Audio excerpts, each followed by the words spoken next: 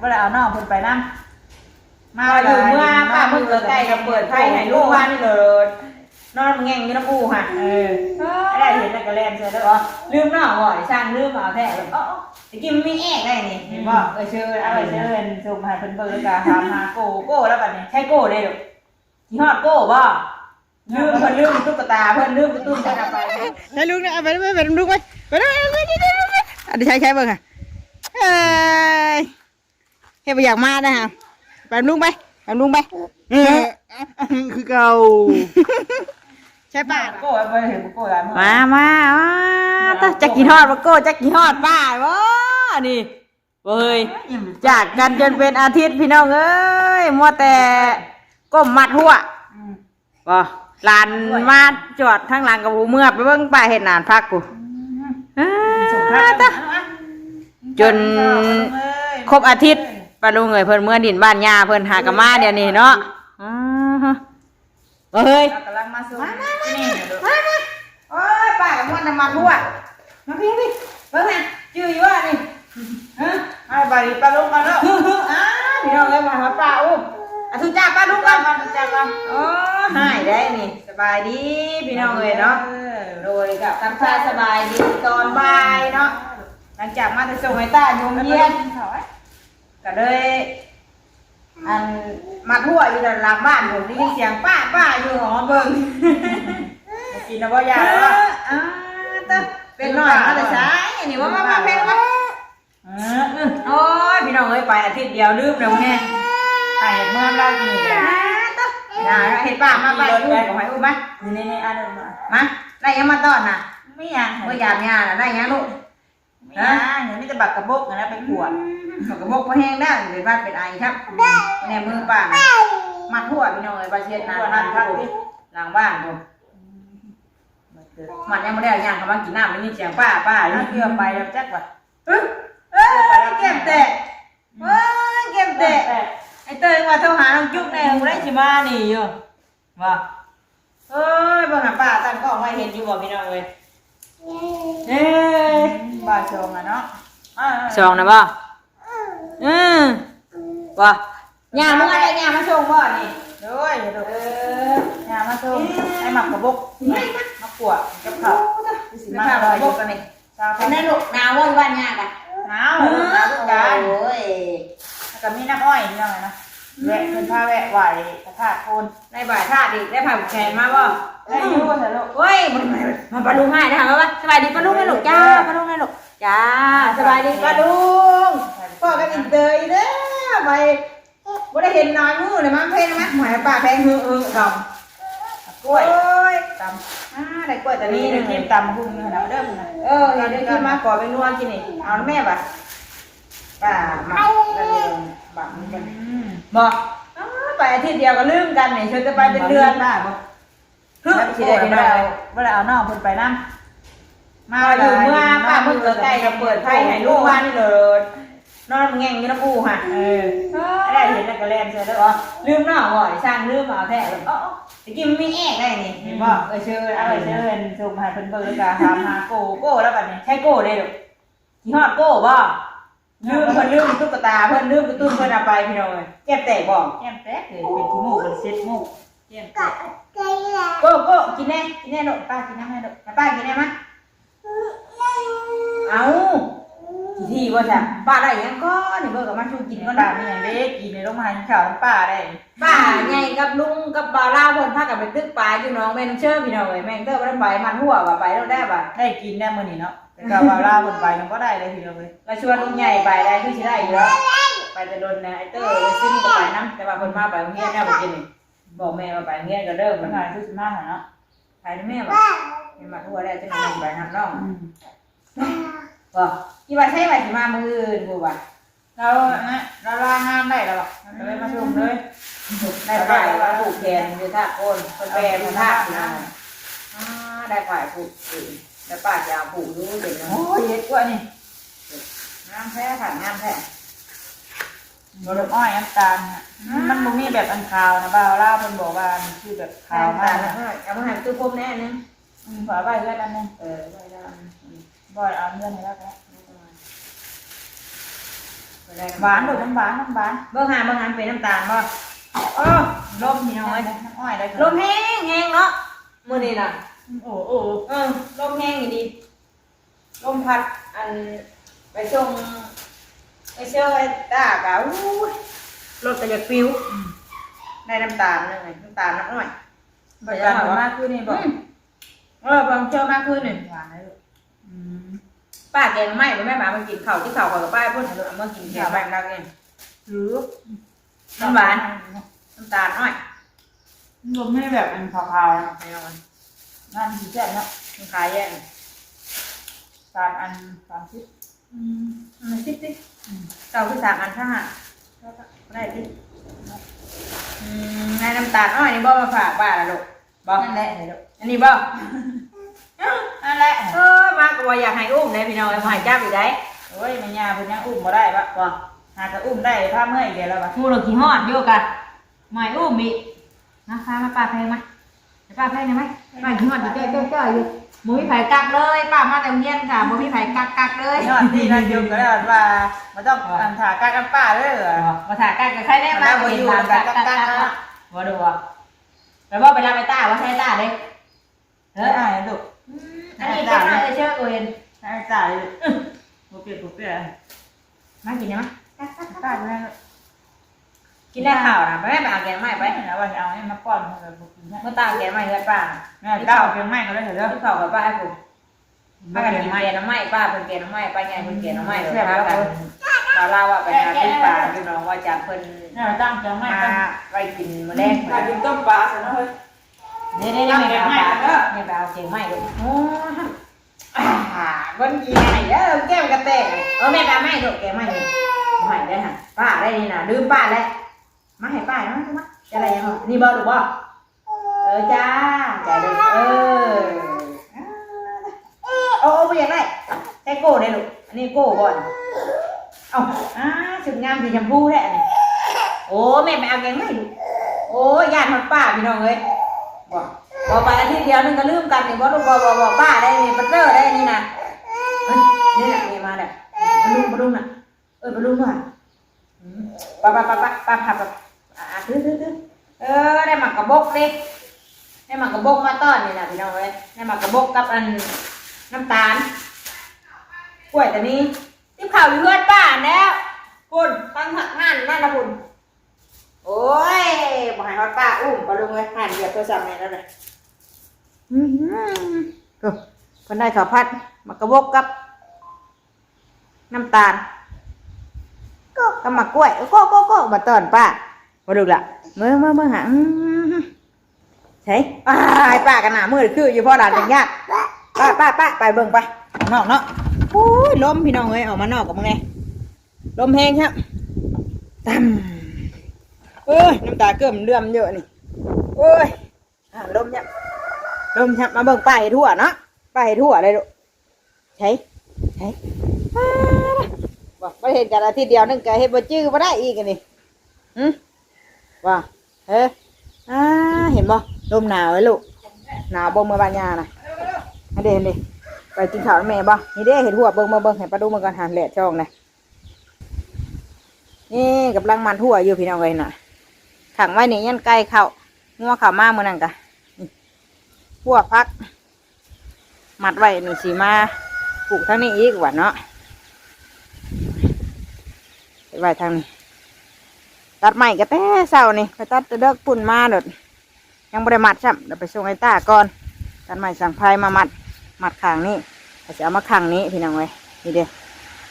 มาแต่มัดหัวอยู่ร้านรักมากกับหูเมื่อนี่มาดูว่านี่เด้ป้ามัดหัวน่ะมันบ่มีแต่นางขังจะได้มัดที่เอาพี่น้องเลยมัดที่พ่อไก่เข่าบ่ได้เนาะมีแต่ไก่เฮาเองแหละเข่าซะเห็นบ่ป้ามัดหัวลูกเห็นบ่เห็ดเฉยอยู่ได้เห็ดป่าเลยฮะแม่นะใช่แม่เด้ไปย่างไป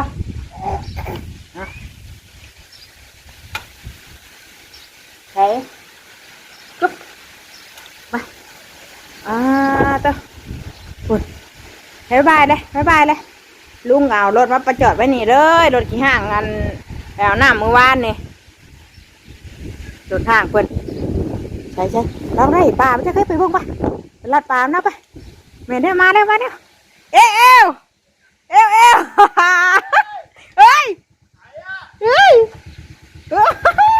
หัวเฮ้ยลุงมาแล้วใช่ห่านใช้ปลาแล้วลุงเนี่ยโอ้ยมาดึงกระดาษชู่เต็มอยู่นี่มันปิวไปได้นี่ใช้ลุงเนี่ยไปลุงไปอันนี้ใช้เบิ่งค่ะเฮ้ยไปอยากมานะฮะไปลุงไปคือเก่าใช่ป้าล่ะถ้าเบิกปลาแล้วป้าก่อนใช่พี่น้องเอ้ยทำมายุดไปเบิดบ่ดีหนาวบ่หนาวโลกน้ำฮะปลานะแม่นบ่ได้อยู่ต้องจ้ะได้ของกินปลาแล้วจ้ะเอาแห่ตึกดิโอ้ยหนาวบ่หนาวพากันไปโลกน้ำพี่น้องเอ้ยลาthôiจ้ะมีหมูแล้วลุงมีหมูแล้วจ้ะลุงเย็นก้นจีจ่วยติลุงเย็นก้นจีจ่วยเบิ่งกันเด้อเบิ่งปลาน้ำป้าก่อนถ้าต้อนปลาแล้วก่อนพี่น้องเอ้ยเราสิได้อยู่บ่เรามาได้ห่ำถ้าเบิ่งกันจ้ะไปไม่ไปลุงนะยังคือเก่าเห็นปากทั้งหัวทั้งดีใจทั้งเฮ็ดบ่อย่างมากเฮ้ยไปนุ่งไว้เดี๋ยวไปนุ่งไว้ลูกจะขี้หอดบ่ลุงน่ะฮะลุงหนดเย็นก้นจะช่วยเด้บ่มีหลานให้ฟังนี่เนาะบ่เราไปตึกป่าได้นี่เบิ่งป่าเด้อถ้ามาต้อนปลามแล้วก่อนถ้าเบิ่งป่าน้ำปลาใหญ่พี่น้องเอ้ยบ่จันบ่ไปบ่ฮะโก้นั่นลูกโก้เฮ้ยไอ้โก้น่ะน้องโก้บ่อนน้องโก้แพงแน่ลูกแพงโก้แน่แพงจุ๊บแม่พนกินข้าวอยู่เพื่อนผู้มาแล้วเฮ้ยต้อนปลาเฮ้ยเอ็ดเต็มมาเนี่ยจ้าป้าจ้ามาได้ป้าเดี๋ยวไปอุ้มนะป้าไอ้หนวดจนเมื่อยได้นี่นะอยากอุ้มเลยแท้มากระเล่นใส่โก้ไปเด้อใส่ปลานะปลาตัวชาติว่าปลาสิกินนางเนาะตู้มีตัวใหญ่เนาะเว้ยเนาะมีปลาหน่อยปลาเก็ดแลบได้เนาะปลาอื่นเสือลายแท้พระเจ้าเราบ่ได้ไปน้ำบ่ให้หัวบ่เจ้าเราไปแล้วจะเอาลายนะตุ้ยเราบ่ได้เอาบ่เสร็จเนาะตึกปลาน้องแมงเชื่อพี่น้องจัดดิลงป่านป้าไปดูไปกักน้ำป้าไปพวกไม่ได้ดงกักไปกักปลาน้ำไปไปน้ำป้าไปให้ไปอยากไปได้ป้าไม่ได้เคยได้ชิดหัวพูดเลยงานโก้แล้วตกเลยป้าให้หลานทำพุ่งโง่ไปเช้านะมันเมื่อไปนัวกินนี่มาตำหุ่งไปนะปลาแล้วก็คือมีตัวใหญ่นี่เนาะแม่พี่น้องเลยมีแต่ปลาเก็ดแลบคือใหญ่แท้นี่ยังช้ำเก่าเนาะปลากับพี่น้องเลยเอามาให้ได้กินอันนี้น้อยนี่เนาะลาบกับมันน้อยได้แม่เพิ่นเมื่ออยู่เพื่อนเพิ่นได้กันโอ้หมอมาเบิ่งกินนี่บ่กันงัวแต่เฮ็ดอันมัดหัวอยู่ดอกป้าอยู่คือเสียงจุกแท้ว่ะสาวๆกินหยังสบายดีมีแต่ผู้สาวพี่น้องเอ้ยเลยเฮ็ดบ่ลึงพี่เลี้ยงอีกบ่เฮ้ยโอ้ยโกรธเรายังไม่เนาะแม่เพิ่นมาตากเอาแกงน้ำใหม่เบิ่งกินนี่อันนี้บ่ทันเมื่อบ่เมื่อแล้วอยู่เพื่อนนี่ได้อยู่เพื่อนกันนี่ได้แก้มแตกบ่แก้มแตกเคยมาโบอันเด้มาอีกเด้ไปต้มคักนี้บั่นเดี๋ยวใหม่อุ้มได้มึงแน่เห็นบ่ลึงไปมา เป็นไงว่าดึงแต่ป้าบ่ดูว่าจูใครก็บ่ดึงเลยตายเลยนี่ตาเก็ตแรกได้หลายใช่ป่ะเนี่ยนะคนหมานวะบ่ให้กินมานี่ผมย่าเลยบ่ดูว่าง่ายบ่เท่านี้โอ้ยหัวเปียกเบิดอยากฝันแม่โว้ยยังไงเจ้าเอ้ยป้าเด้ออยากฝันแม่ก็ไม่ได้เบิกป่านะก็อ่ะโก้นี่โก้หัวโลนเนี่ยปลาที่ฮอดน้องโก้เพิ่นมากระแลนใช่แล้วใช่ปลาแล้วเลยเพื่อได้ลูกปลาที่ฮอดโก้บ่ที่ฮอดโก้บ่ได้โก้ไปน้ำบ่ลืมจ้ะลืมฮอดโก้ติลืมของสำคัญใช่ป่ะลืมฮอดโก้มาไงจื้อโก้อยู่บัดบ่ไปจื้อป้าไปอาทิตย์เดียวก็ไปจื้อฮอดป้านี่ดีใจอยู่หาบ่อยากมานำได้ปะเฮ็ดดีใจหัวเอื้อกอยู่เฮ็ดยังบ่ลืมบ่เพิ่นน่ะบ่ปลาลูกกินน่ะได้ยังลูกมากินน่ะแล้วไรกล้วยตัวนี้น่ะตำเด้อว้ายเนี่ยเป็นไอใช่มั้ยติเนี่ยเป็นไอใช่มาต้อนก็ได้ไปเด้อเอาแล้วลุงยักษ์เลยจ้ะเอาละมือล้างตัวแล้วว่านะแล้วมืออาบน้ำแล้วเรา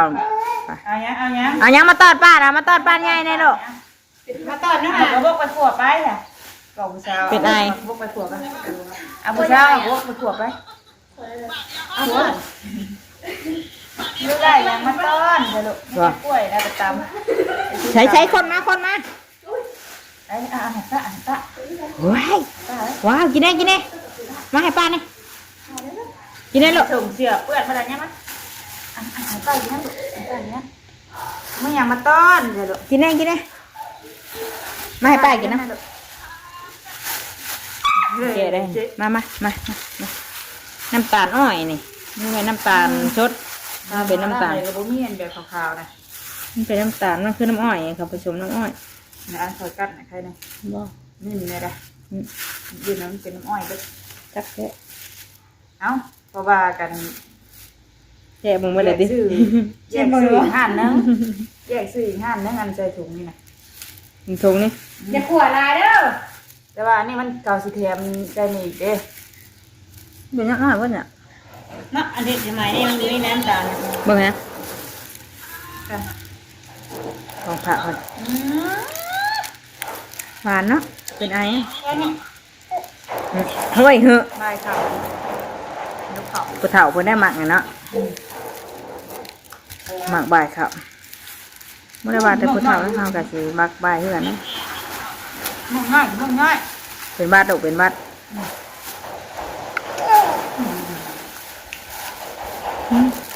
หวานเอาไว้อะ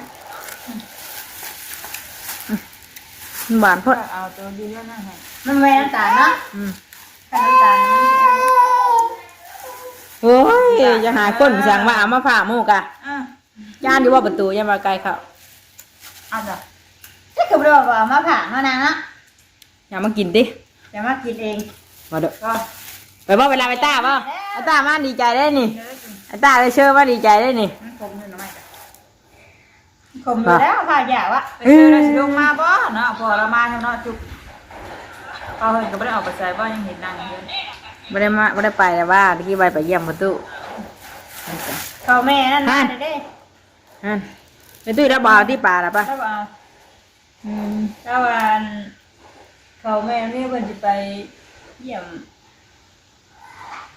เนี่ยชื่อมันเตนะมองบ้านเรายังไม่ได้มาบ่ใช่เนาะยุงหมอกเปียกได้เราไม่ได้มาบ่ใช่เจ้าให้ไม่ได้มาแม่น้องนิวยังไม่ได้มาบ่มาเดี๋ยวเรามาส่งไปตู้เลยก็มาส่งไปตู้แล้วสิไปไปไปตู้ไปน้ำก็มาให้ป้ากินได้ไหมมาให้ป้าก็มาก็แพงน้องไหนลูกแพงน้องไหนแพงแพงจุ๊บกันจุ๊บโก้กันจุ๊บได้ไหมจุ๊บแล้วฮะน้องกาแฟก็แอ๊กอยู่หายแอ๊กอยู่เราจำทางน้ำแจ๊กว่ะ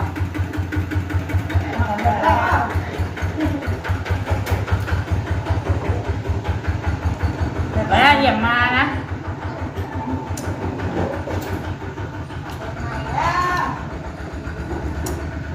ถ่ายมาเด้อน่ะจะกระไรบันเทือนบันชานมัน